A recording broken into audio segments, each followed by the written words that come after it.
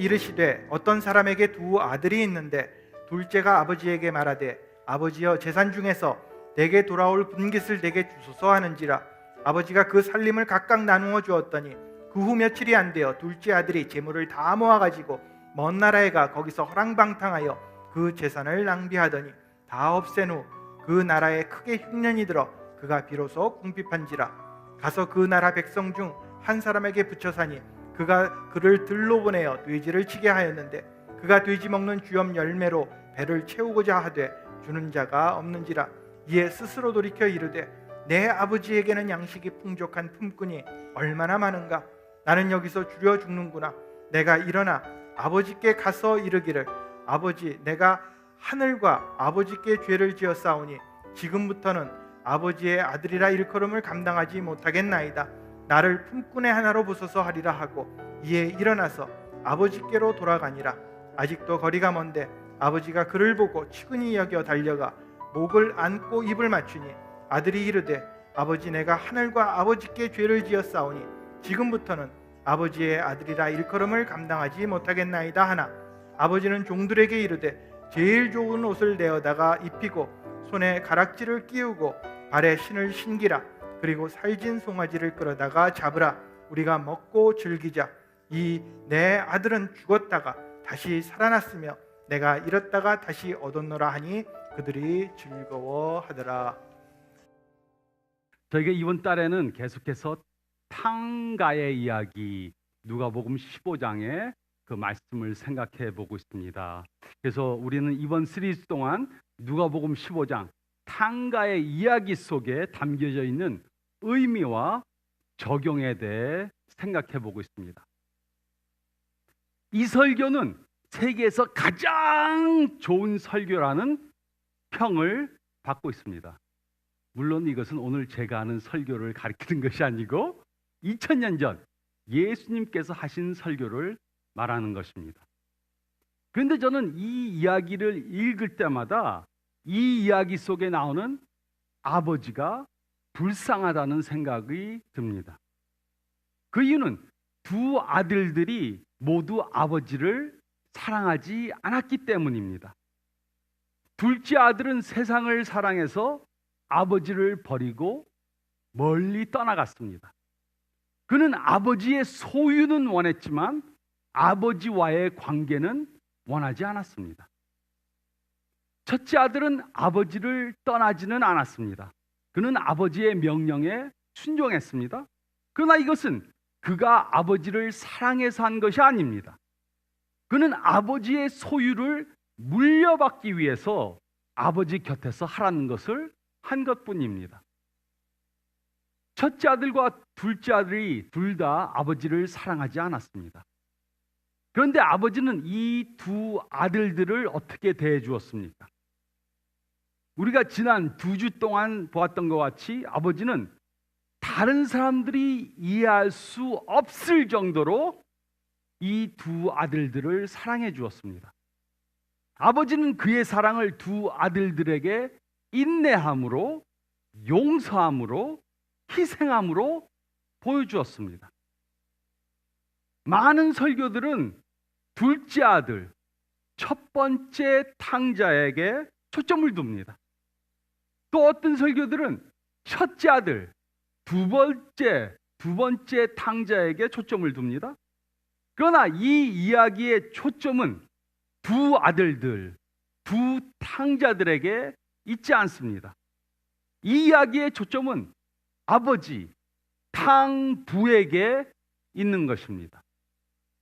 이곳에 나오는 탕이라는 단어는 과할 정도로 후한 아니면 극적으로 풍성한이라는 뜻을 가지고 있습니다. 그래서 탕감이라는 뜻은 갚아야 할 것을 후하게 갚아준다는 뜻인 것입니다. 그러므로 이곳에 탕이라는 단어는 두 아들들과 아버지에게 아주 적합한 그러한 단어입니다. 둘째 아들은 아버지의 재산을 과하게 다 탕진했습니다. 첫째 아들은 아버지의 사랑을 헛되게 낭비했습니다. 그리고 아버지는 그 두 아들들에게 엄청 후하게 사랑을 베풀었습니다. 그리고 예수님께서는 이 아버지를 우리들에게 후하게 사랑해 주시는 하나님 아버지를 비유해서 말씀해 주신 것입니다. 그러므로 우리는 오늘 이 말씀을 아버지의 초점에서 생각해 보겠습니다. 그리고 이것이 바로 예수님께서 그의 말씀을 듣던 사람들에게 전해주고자 하신 내용입니다. 그리고 이것이 바로 예수님이 우리들에게 말씀해 주시고자 하는 것입니다. 그러므로 우리는 이 이야기를 통해 하나님 아버지의 성품에 대해 생각해 보아야 합니다. 저희가 읽은 말씀 가운데 첫 번째로 20절과 28절 말씀 보면 첫 번째로 우리는 하나님의 인내하심, 우리는 하나님의 인내하심을 기억해야 합니다. 누가복음 15장 말씀을 보면 바리새인들과 서기관들은 예수님께서 죄인들을 영접해 주기 때문에 화가 났습니다. 그래서 예수님께서는 그들에게 하나가 아닌 세 개의 비유의 말씀을 해 주셨습니다. 첫 번째 비유는 잃은 양의 비유입니다. 목자에게 100마리 양이 있었습니다. 그런데 그 중에 한 마리를 잃었습니다. 그 목자는 잃은 양을 포기하지 않고 열심히 찾으면서 다녔습니다. 그리고 결국 그 잃은 양을 찾았습니다. 그리고 그는 기뻐했습니다. 두 번째 비유는 잃은 동전의 비유입니다. 어떤 여인에게 10개의 은동전이 있었습니다. 그런데 동전 하나를 잃었습니다. 그래서 그 여인은 그 동전을 찾으려고 온 집안을 속속히 다 뒤지고 결국 그 동전을 찾았습니다. 그리고 그녀는 기뻐했습니다. 그리고 세 번째 비유가 바로 우리가 생각해 보고 있는 잃은 아들들의 비유입니다. 이 세 가지 이야기에는 비슷한 내용이 반복해서 나옵니다. 세 이야기들 속에는 잃은 것이 나옵니다. 잃은 양, 잃은 동전, 잃은 아들들. 그리고 이 세 이야기에 나오는 사람들, 목자와 여인과 아버지는 인내하면서 잃은 것을 찾았습니다. 그리고 이 세 이야기는 잃은 것들을 찾아서 기뻐하는 것으로서 끝이 납니다. 그러므로 이 세 이야기를 통해 예수님께서는 하나님 아버지께서는 잃은 자녀들을 찾기 위해 인내하며 기다리신다는 것을 말씀해 주신 것입니다. 그리고 이 말씀은 특히 세 번째 비유에 강조되어서 기록되어져 있습니다. 둘째 아들은 아버지에게 와서 자신의 유산을 달라고 졸랐습니다. 그리고 아버지의 재산을 받은 아들은 아버지를 버리고 먼 나라로 갔습니다. 근데 아들을 보낸 아버지는 아들이 걱정되었습니다. 그래서 그는 매일 큰 길가로 가서 혹시라도 아들이 돌아오지 않을까 인내하며 지켜보고 있었던 것입니다. 20절은 다음과 같이 기록했습니다. 이에 일어나서 아버지께로 돌아가니라. 아직도 거리가 먼데 아버지가 그를 보고 측은히 여겨 달려가 목을 안고 입을 맞추니. 아버지는 안방에 앉아서 차를 마시면서 아들을 기다린 것이 아닙니다. 그는 매일 큰 길가에 가서 아들이 돌아오는가 인내하며 기다린 것입니다. 또 28절은 다음과 같이 기록했습니다. 그가 노하여 들어가고자 하지 아니하거늘 아버지가 나와서 권한대 아버지는 둘째 아들이 먼 나라에서 돌아오기를 고대하며 큰 길로 나간 것만이 아니었습니다. 아버지는 화가 난 첫째 아들에게도 나갔습니다. 그리고 아버지는 화난 아들에게 축하 파티에 들어올 것을 인내하며 애원했습니다. 첫째 아들은 아버지로부터 혹독한 야단을 맞아도 마땅했습니다. 그러나 아버지는 그에게 야단치지 않으시고 인내하며 애원했습니다.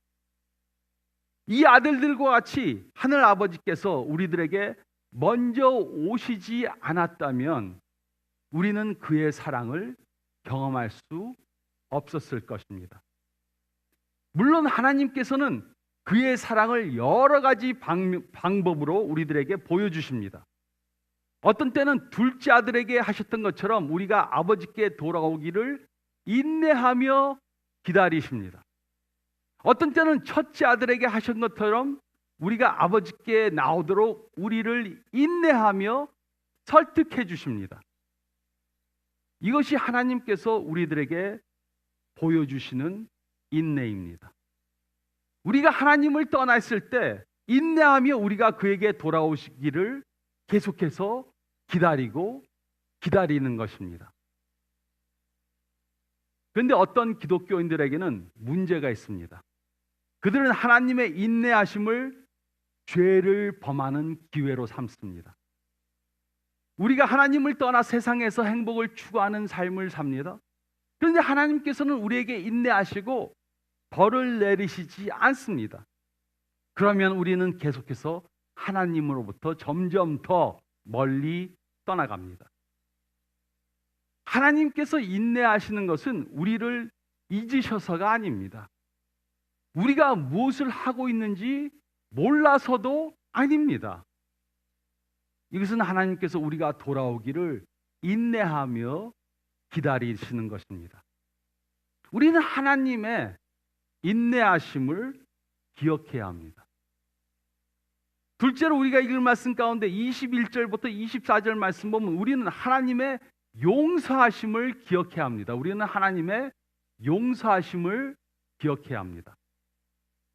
둘째 아들이 죄 가운데 살았다는 것을 인식한 후 아버지께 돌아가서 아버지의 종이 되기로 작정을 했습니다. 그리고 아버지에게 할 말을 연습하면서 아버지의 집을 향해 갔습니다. 21절은 다음과 같이 기록했습니다. 아들이 이르되 아버지 내가 하늘과 아버지께 죄를 지었사오니 지금부터는 아버지의 아들이라 일컬음을 감당하지 못하겠나이다 하나. 아버지께 돌아온 둘째 아들은 아버지에게 자신이 준비한 말을 했습니다. 그런데 아버지는 그의 말을 막았습니다. 그리고 그는 22절부터 24절에 다음과 같이 말했습니다. 아버지께서는 종들에게 이르되 제일 좋은 옷을 내어다가 입히고 손에 가락지를 끼우고 발에 신을 신기라. 그리고 살찐 송아지를 끌어다가 잡으라. 우리가 먹고 즐기자. 이 내 아들은 죽었다가 다시 살아났으며 내가 잃었다가 다시 얻었노라 하니 그들이 즐거워하더라. 이것은 아버지가 아들을 완전히 용서해 준 것을 말해 주는 것입니다. 아버지는 둘째 아들을 완전히 용서해 주고 그를 종으로 받지 않고 다시 아들로 받아준 것입니다. 아버지는 아들이 죄를 다 고백하기 전에 그를 이미 용서해 주셨습니다. 그러므로 이것이 우리가 깨달아야 하는 것입니다. 우리의 회개가 아버지께서 우리를 용서하게 만드는 것이 절대로 아닙니다. 우리가 하나님한테 가서 하나님 잘못했습니다 해야만 하나님께서 우리를 용서해 주는 것이 아닙니다. 이와 반대로 아버지가 용서해 주실 것을 믿고 아버지께서 우리를 용서해 줄 것을 믿고 우리는 죄를 회개하는 것입니다. 아버지의 용서 때문에 둘째 아들이 자신의 잘못을 쉽게 인정할 수 있었던 것입니다. 첫째 아들도 둘째 아들보다 잘한 게 하나도 없었습니다. 그는 아버지의 옆에 있었지만 사실 관계적으로 아버지와 더 멀리 떨어져 있었습니다. 그가 아버지께 순종했던 것은 아버지를 사랑해서가 아니고 아버지의 재산을 갖길 원해서였습니다. 그는 아버지를 사랑하지 않았습니다. 아버지가 그에게 잔치에 참여할 것을 권하니까는 그는 아버지를 무시하는 말을 함부로 해댔습니다. 그러나 아버지는 그도 용서해 주었습니다. 이 세상에 하나님 보시기에 선한 사람은 하나도 없습니다. 모두가 하나님께 죄를 범했고 하나님으로부터 멀리 떨어져 있습니다. 그래서 전부 다 용서를 받아야 합니다. 물론 죄를 좀 덜 범한 사람이 있고 좀 더 범한 사람이 있습니다. 그러나 하나님 보시기에 죄인이 아닌 사람은 한 명도 없습니다. 그래서 모든 사람들은 하나님의 용서하심이 필요한 것입니다. 예외인 사람은 하나도 없습니다. 우리는 하나님의 용서하심을 기억해야 합니다. 또 셋째로 저희가 읽은 말씀 가운데 20절 말씀 보면 우리는 하나님의 희생하심을 기억해야 합니다. 우리는 하나님의 희생하심을 기억해야 합니다. 이 당시 사람들은 아버지의 유산을 아버지가 돌아가신 후에 나누어 가졌습니다. 그런데 둘째 아들은 아버지가 뻔히 살아계신데 자신의 유산을 달라고 졸랐습니다. 이것은 아버지를 죽은 사람처럼 여겼거나 아니면 아버지가 죽기를 바랬다는 것입니다. 그는 아버지의 돈은 원했지만 아버지와의 관계는 원하지 않았습니다. 그는 아버지의 돈 때문에 아버지의 옆에 있었던 것입니다. 그러나 아버지는 놀라운 일을 했습니다. 아버지는 자신을 죽은 사람같이 여기고 자신의 재산을 둘째 아들에게 나눠줬습니다. 그는 그의 자존심을 희생한 것입니다. 그 모든 것을 탕진한 탕자는 정신을 차리고 아버지 집으로 돌아왔습니다. 아버지는 이 아들이 돌아오는 것을 보고 어떻게 대해 주었습니까? 20절은 다음과 같이 기록했습니다. 아버지가 그를 보고 치기니 여겨 달려가 목을 안고 입을 맞추니. 아버지가 집을 나갔던 아들이 돌아오는 것을 보니까는 너무 기뻤습니다. 그래서 그에게 달려갔습니다. 이 당시 중동의 부자들은 옛적 한국의 양반들처럼 뛰질 않았습니다. 무슨 일이 있어도 사람들 앞에서 뛰질 않았습니다. 아이들은 뛰었습니다. 젊은이들은 뛰었습니다. 종들은 뛰었습니다. 그러나 부자 아버지들은 뛰지를 않았습니다. 그런데 이 아버지는 자신의 체면을 희생하고 너무 기뻐서 뛰었던 것입니다. 또 둘째 아들이 집에 돌아오자 아버지는 그가 온 것을 축하해주는 축하 파티를 열었습니다. 그것을 본 큰아들은 화가 났습니다. 화가 난 그는 축하장에 들어가는 것도 거부했습니다. 이것은 아버지를 완전히 무시하는 행동이었습니다. 아버지는 자신을 무시하는 첫째 아들에게 어떻게 대해 주었습니까? 아버지는 자신의 위치도 희생하고 첫째 아들한테 나갔습니다. 이 당시 사람들은 집안에 문제가 있으면 자녀들이 아버지한테 왔습니다. 아버지가 자녀들한테 가는 법이 없었습니다. 근데 이 아버지는 자신의 위치도 생각하지 않고 자신의 위치도 희생하고 아들한테 간 것입니다. 이것이 바로 우리의 하늘 아버지가 우리들을 위해 하신 것입니다. 이 이야기에 나오는 둘째 아들은 아버지께 죄를 범한 것밖에 한 것이 없었습니다. 그러나 아버지는 그를 용서해 주기 위해 모든 것을 다 희생했습니다. 이 이야기에 나오는 첫째 아들은 아버지에게 무시하는 말과 행동을 했습니다. 그러나 아버지는 그를 용서해 주시기 위해 모든 것을 희생했습니다. 용서를 받는 사람에게는 용서가 거저주는 것입니다. 용서를 받는 사람에게 용서는 항상 무조건적이고 거저받는 것입니다. 그러나 용서를 해주는 사람에게는 많은 희생이 항상 따르는 것입니다. 이것이 우리가 받은 복음입니다. 우리는 하나님을 떠나 죄 중에 살았습니다. 그런데 하나님께서는 우리를 용서해 주시기 위해 모든 것을 다 희생해 주셨습니다. 하나님께서는 그의 독생자를 이 땅에 보내주셨습니다. 그를 마국간에 태어나게 하셨습니다. 그를 구유에 누이게 하셨습니다. 그리고 그를 고생하는 삶을 살게 하셨습니다. 그리고 그를 결국에는 십자가에 달려 돌아가시게 하셨습니다. 십자가에서 죽음을 당하는 것보다 고통스럽고 수치스러운 일은 없습니다. 그러나 하나님께서는 우리들을 사랑해 주시기 위해 자신의 체면을, 자존심을, 위치를 희생하신 것입니다. 우리는 하나님의 희생하심을 기억해야 합니다. 둘째 아들이 아버지를 떠나 먼 나라로 갔을 때 누가 그를 찾아가야 했습니까? 아버지보다는 첫째 아들이 그렇게 아버지가 사랑해서 걱정하는 둘째 아들 때문에 그를 찾아가서 그를 데려와야 했던 것입니다.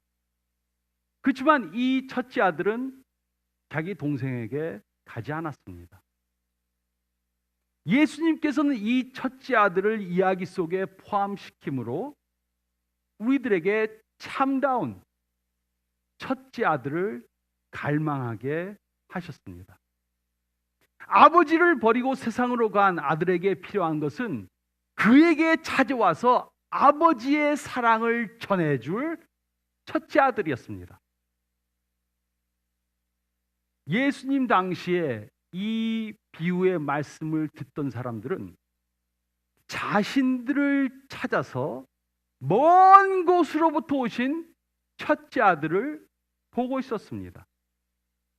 먼 나라에서 온 것이 아니고 천국에서 이 땅으로 오신 첫째 아들을 보고 있었던 것입니다.